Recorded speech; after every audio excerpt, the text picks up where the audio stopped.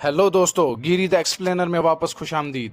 आज हम बात करने जा रहे हैं एक साउथ इंडियन ज़बरदस्त फिल्म की, 2025 की Malayalam thriller officer on duty. ये फिल्म जीतू अशरफ ने डायरेक्ट की है अपने डेब्यू में और इसका शानदार स्क्रिप्ट शाही कबीर ने लिखा है। इसमें हीरो है हमारे पसंदीदा कुंचको बबन, जो एक पुलिस वाले का रोल अदा करते हैं जिसे क्राइम, इंतकाम और नजात के तूफान में फंसा हुआ दिखाया गया है।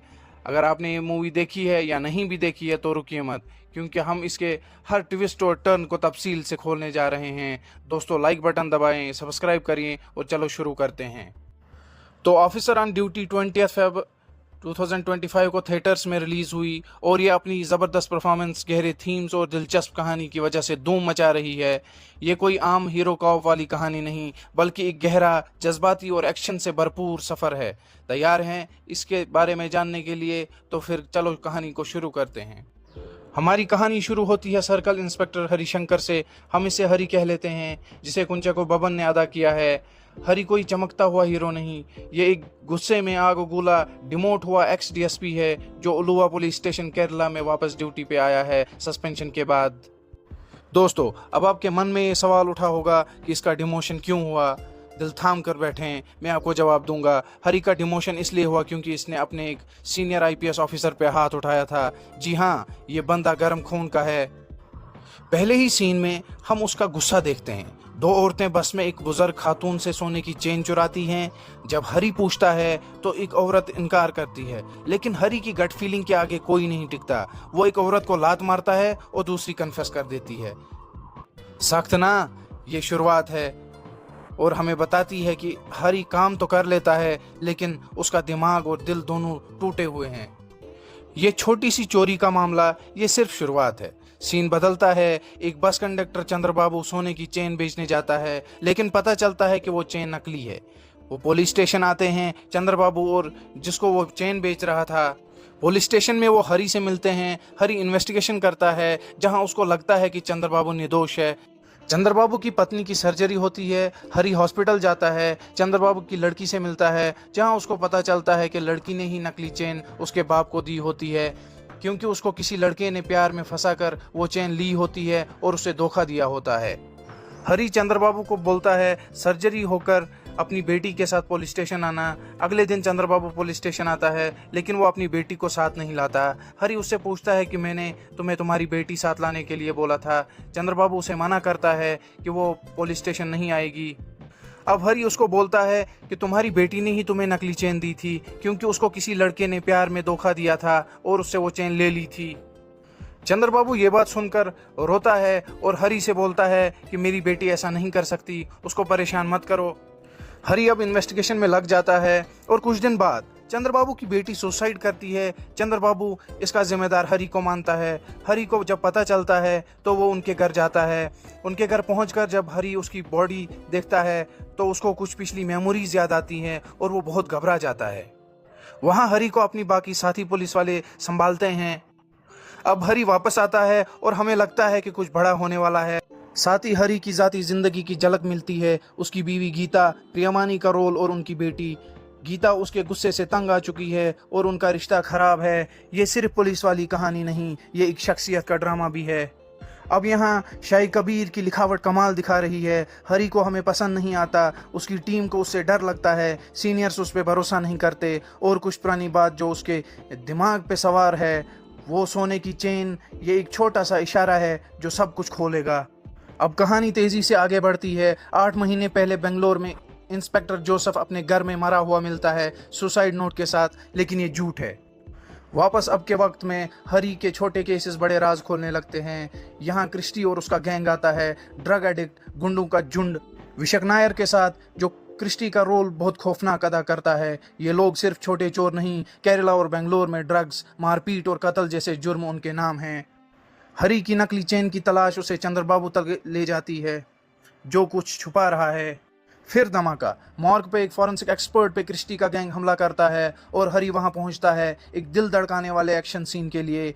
ये लड़ाई सख्त है, खून खराबा है और बेहद शानदार। हरि 3 लोगों से लड़ता है, लेकिन एक साथी पुलिस वाला बहुत जख्मी हो जाता है। यहाँ से सब कुछ जुड़ना शुरू होता है। चंद्रबाबू, गीता और जोसेफ सबका क्रिस्टी के गैंग से पुराना रिश्ता होता है। 8 महीने पहले गीता और उसकी बड़ी बेटी एक बस में थी जहां चंद्रबाबू कंडक्टर था। क्रिस्टी का गैंग श्याम, एना और सलीन वहां ड्रग्स के नशे में लोगों को तंग कर रहे थे। गीता ने उनका मुकाबला किया, चंद्रबाबू ने पुलिस बुलाई और जोसेफ आया। इस झगड़े ने इंतकाम का सिलसिला शुरू किया। अब असली राज खुलते हैं। क्रिस्टी के गैंग ने सबके घर वालों को निशाना बनाया, जोसेफ की बेटी को मारा, चंद्रबाबू की बेटी पे हमला किया और अब गीता और उसकी बेटियों के पीछे हैं। हरी सिर्फ क्रिमिनल्स का पीछा नहीं कर रहा, वो अपने पुराने गुनाहों से भी भाग रहा है। वो सोने की चेन, ये उस दर्द का निशान है जो उससे छूटता नहीं। अब माहौल गर्म होता है, क्रिस्टी का गैंग उनके पीछे आता है। वो चंद्रबाबू को चाकू मारते हैं और गीता को उसके बाप के फार्म हाउस पे ढूंढते हैं। हरी भी घर जाता है, लेकिन गीता अपने बाप के पास जा चुकी थी। अब हरी भी उनको ढूंढने निकलता है, लेकिन तब तक क्रिस्टी और उसका गैंग फार्म हाउस पहुंच गए थे। वो हरी को वहां से कॉल करते हैं और बोलते हैं अकेले आने को।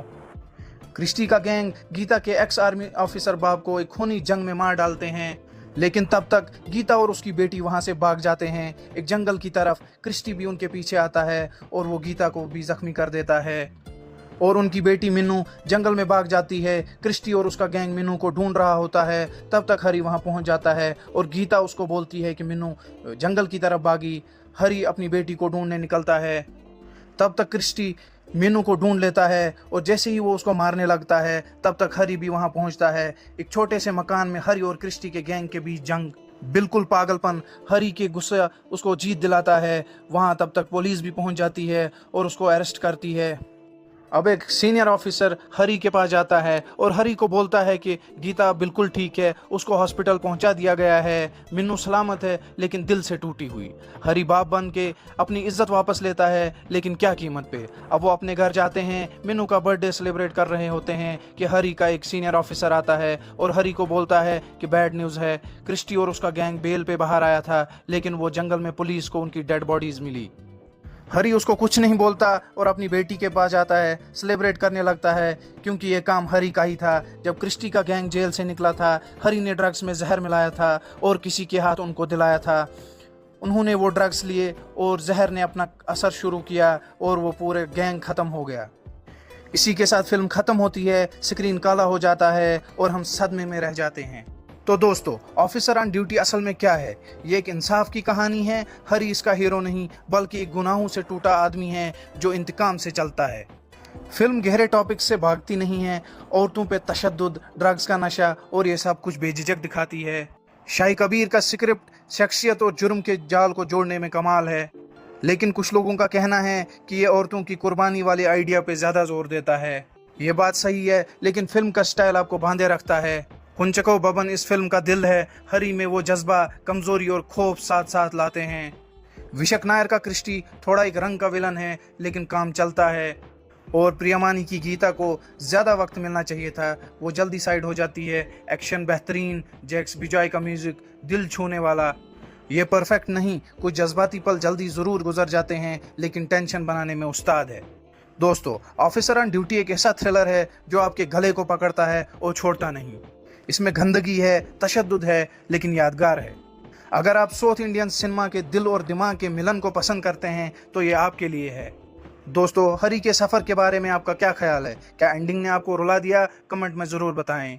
और अगर ये वीडियो आपको पसंद आया तो लाइक करें, गिरी द एक्सप्लेनर को सब्सक्राइब करें और बेल आइकन को दबाएं ताकि कोई वीडियो मिस ना हो। अगले वीडियो में हम एक और ज़बरदस्त फिल्म को एक्सप्लेन करेंगे। कोई अंदाज़ा? मुझे बताएं आप क्या देखना चाहते हैं। तब तक देखते रहें, सीखते रहें। मिलते हैं नेक्स्ट वीडियो में। शुक्रिया।